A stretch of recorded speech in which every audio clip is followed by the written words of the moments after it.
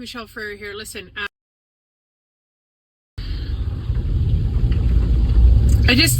open up my Facebook or my Instagram or X, Twitter, whatever the hell you call it, and it's just like video after video of violence, or like the one I just saw is a guy, he's in Toronto, he's carrying 2 knives, and he gets tasered by the police.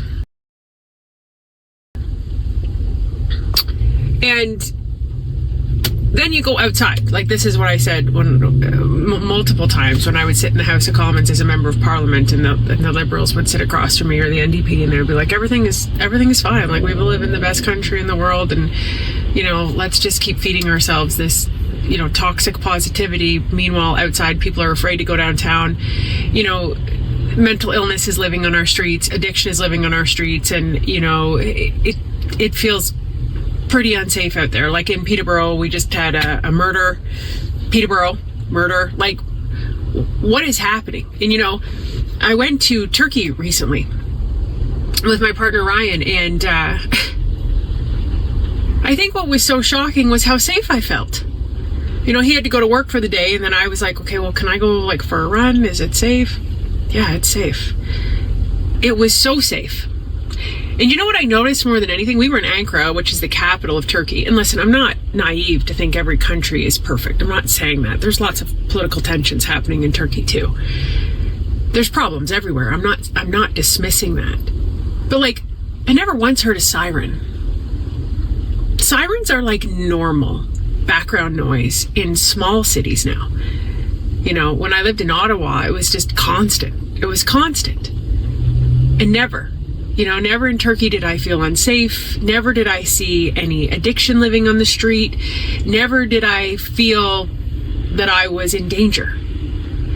And this is a conversation that has to be had. This wasn't normal in Canada. The fact that these things are now normal in Canada is the problem. This is the problem.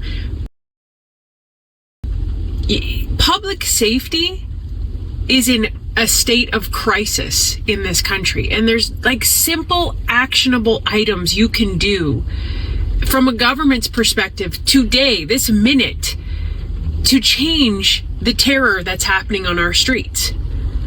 Number one, you have no investment in treatment and recovery. So, and all of the mental health hospitals that we saw across this country vanished, right? They were supposed to be centralized within hospitals. Well, I'll use our example in Peterborough. There's 20 beds. I believe there's 20 beds in Peterborough Regional Health Center. You think that's enough for the people suffering?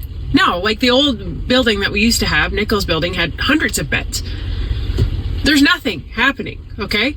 Then if you do go to prison, which you probably don't, because Bill C-75 lets you out on the least restrictive measures, so you have repeat violent offenders walking free. But if you do go to prison, you come out worse than when you went in. The drug dealing that's happening inside the prisons, guys, this has to be talked about. People don't want to take their kids downtown, so small businesses don't set up shop. This is not okay. There's nothing okay about this. And there has to be action tied to words, immediately. This should be on one of the top priorities of the government's to-do list. Now. And I can't, and the police are burnt out. The helpers need help. The helpers need help. And there's very simple black and white things we can do right now to change this trajectory. And I give a lot of credit to innovators like Peterborough Police. They've now just launched an app courtesy of the OPP to track violent offenders who are out on bail. That's something. That's better than nothing, right? There's all kinds of things. You go talk to a corrections officer. These are fixable problems.